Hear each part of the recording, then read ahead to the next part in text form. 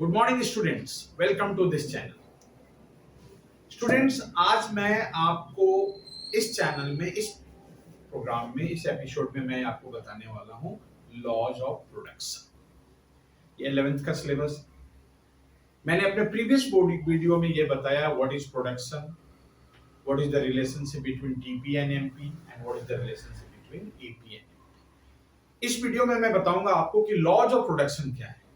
सो dear students, सबसे पहले आपको यह समझना होगा कि लॉज क्या होता है और प्रिंसिपल क्या होता है। किसी भी बुक में या कहीं पे भी प्रिंसिपल ऑफ प्रोडक्शन नहीं लिखा हुआ है, लिखा क्या हुआ है? Laws of production.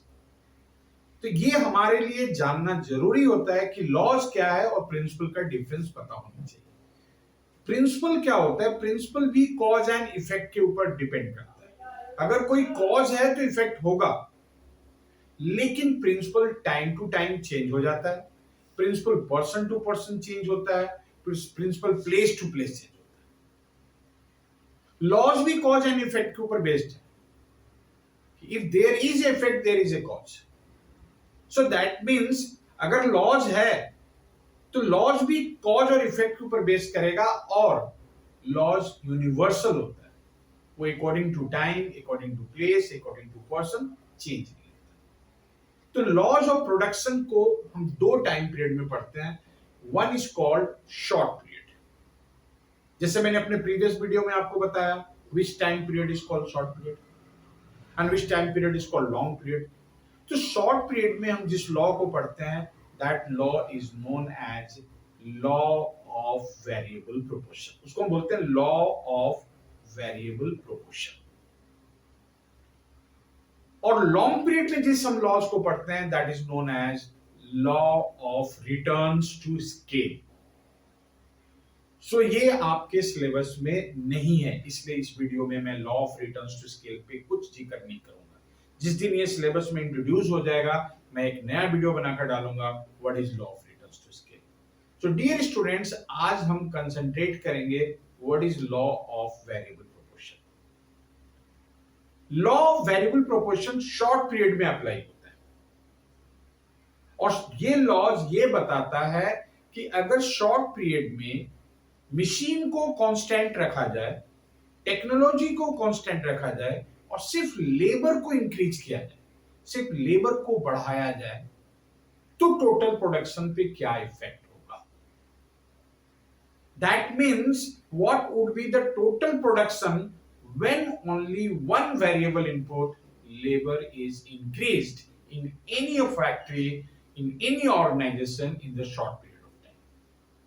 Students, ये ऑब्जर्व किया गया इस लॉज में कि अगर हम शॉर्ट पीरियड में सिर्फ लेबर को बढ़ाते हैं तो टोटल प्रोडक्शन पहले इंक्रीज होगा इंक्रीजिंग रेट से, फिर इंक्रीज होगा डिक्रीजिंग रेट से, और finally total production will decline.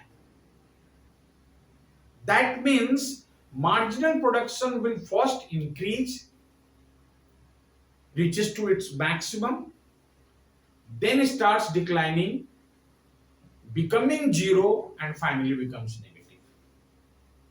So if you look at this table, table बनाने का एक ट्रिक है बेटा। ये लॉज का भी एक मैंने ट्रिक बनाया। आप मेरे स्टूडेंट्स हो, आप मेरे चैनल को वॉच कर रहे हो, तो बेटा मैंने एक ट्रिक बताया।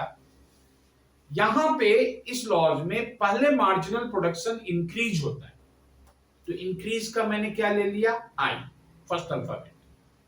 फिर मार्जिनल प्रोडक्शन डिक्रीज होता है, कांस्टेंट नहीं होता। रिमेंबर, इसमें कांस्टेंट नहीं होता है।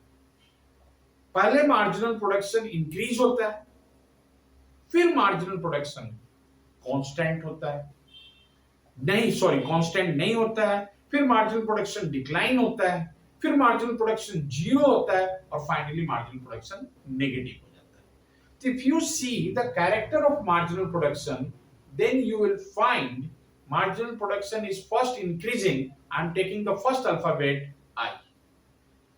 उसके बाद marginal production is declining. I am taking the first alphabet of declining D. उसके बाद marginal production is zero, so I am taking the O. And उसके बाद marginal production decline हो रहा के बाद negative हो जा रहा है, then I am taking the N. तो यहां एक वर्ड बनकर आता है आइडॉन। इफ यू नो आइडॉन, यू नो द कैरेक्टर और फीचर्स ऑफ मार्जिनल प्रोडक्शन। तो आइडॉन मींस इस लॉ में अगर लेबर को सिर्फ इंक्रीज किया जाए तो मार्जिनल प्रोडक्शन पहले इंक्रीज होगा, फिर डिक्रीज होगा, फिर जीरो होगा और फिर नेगेटिव होगा। यानी by keeping fixed factor constant, when more and more number of laborers are used, then total production first increases at increasing rate, then increases at diminishing rate, then becomes negative. That means then it becomes maximum, then it starts decline. So that means look at this table. Marginal production is increasing, then total production is increasing at increasing rate. When marginal production is declining, total production is increasing at declining rate. When marginal production is zero, total production is maximum. And when marginal production is negative, total production starts declining. तो आप आइडॉन याद रखो, आप अपने आप table बना लोगे। पहले आप एमपी को इंक्रीज कर देना, फिर एमपी को डिक्रीज कर देना, फिर एमपी को जीरो कर लेना और एमपी को नेगेटिव कर लेना। And as you know the summation of MP, that means cumulative sum of MP is called TP. MP से आप टीपी बना सकते हो। बेटे this law is passing through 3 stages. इस लॉ में 3 स्टेजेस होते हैं, यानी प्रोडक्शन का ये लॉ 3 स्टेज से गुजरता है। अब आप कैसे रिकॉग्नाइज करोगे कि फर्स्ट स्टेज कहां खत्म हो रहा है? फर्स्ट स्टेज को हम increasing return to a factor के नाम से जानते हैं। Increasing return to a factor का मतलब होता है कि अगर लेबर को बढ़ाया जाए तो एमपी इंक्रीज होगा और इंक्रीज होकर जहां वो मैक्सिमम हो जाता है, द फर्स्ट स्टेज एंड्स, वहां फर्स्ट स्टेज खत्म हो जाएगा। If you look at the first stage, तो अप टू 4 लेबर, मेरे टेबल में 4 लेबर तक एमपी इंक्रीज हो रहा है, 10, 20, 30 and 40। That means TP is increasing at increasing stage. यानी फर्स्ट स्टेज का कैरेक्टर क्या है? MP is increasing, reaches to its maximum. 10 से शुरू हुआ, बढ़ा और मैक्सिमम कहां तक गया? 40 तक। That's why total production is increasing eight in the second stage, which is known as decreasing return to a factor, और decreasing return to a factor का में MP डिक्लाइन होना शुरू हो जाता है और डिक्लाइन होकर वो जीरो तक जाता है, यानी 30, 20, 10, 0. So in the second stage, the character is MP is declining, therefore TP is increasing at decreasing rate. And when MP is 0, TP is maximum. यानी टोटल प्रोडक्शन मैक्सिमम कहां होता है? सेकेंड स्टेज में। Then in the third stage, which is known as negative return to a factor, that means जब MP negative होगा, then total production starts declining. अगर इसी schedule को तुम डायग्राम से बनाओगे, then you'll find कि जैसे जैसे एमपी इंक्रीज हो रहा है, टीपी इंक्रीज हो रहा है। That's why TP curve is upward sloping and convex. जहां से एमपी डिक्लाइन होना शुरू हो जाता है, वहां से TP increasing at decreasing rate, जिसे हम इकोनॉमिक्स में पॉइंट ऑफ इन्फ्लेक्शन के नाम से जानते हैं।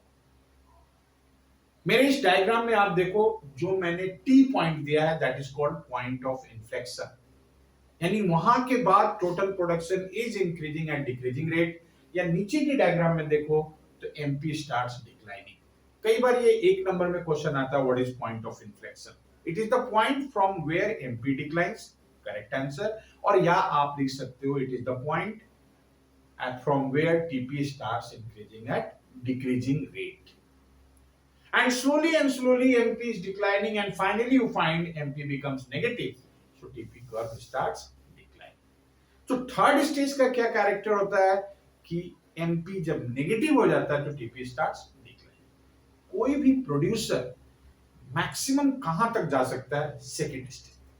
कोई भी प्रोड्यूसर बेटा थर्ड स्टेज में प्रोड्यूस नहीं करना चाहता है, क्योंकि उसका एमपी लेबर, एडिशनल लेबर का एमपी नेगेटिव है, then what is the use to produce it. अब बात आती है कि इस स्टेज का इंप्लीमेंट होने के पीछे कॉजेस क्या है, ऐसा क्या रीजन है क्यों पहले मार्जिनल प्रोडक्शन इंक्रीज होता है, क्यों नहीं मार्जिनल प्रोडक्शन स्टार्टिंग में ही डिक्लाइन होता है, ऐसा हम सोच सकते हैं। यानी मार्जिनल प्रोडक्शन पहले इंक्रीज ही क्यों होता है।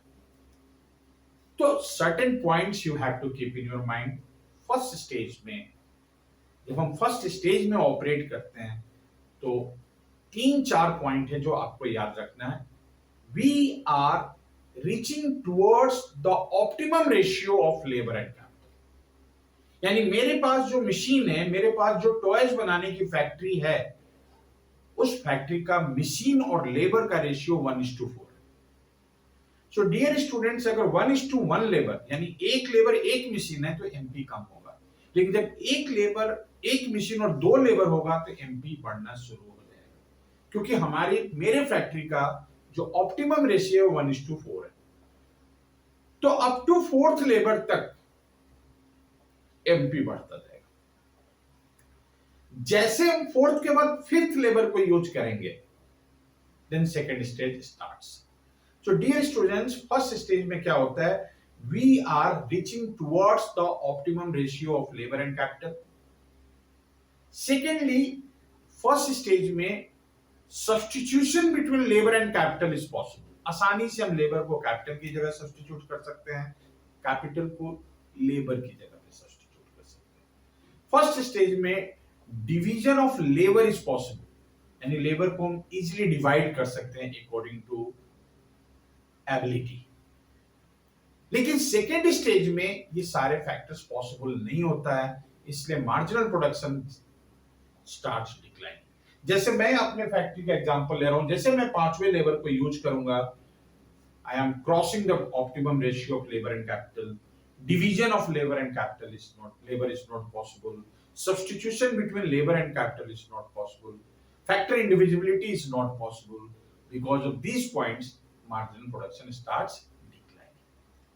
And third stage, if it is becoming extreme, the marginal production becomes negative.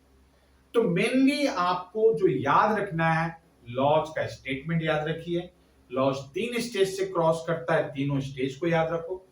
और लॉज लॉ के लिए टेबल कैसे बनाना है, मोस्टली 11th को मैं बच्चों को मैंने देखा है, they are very much poor in making table, और वो टेबल बनाते वक्त बहुत सारी गलतियां करते हैं।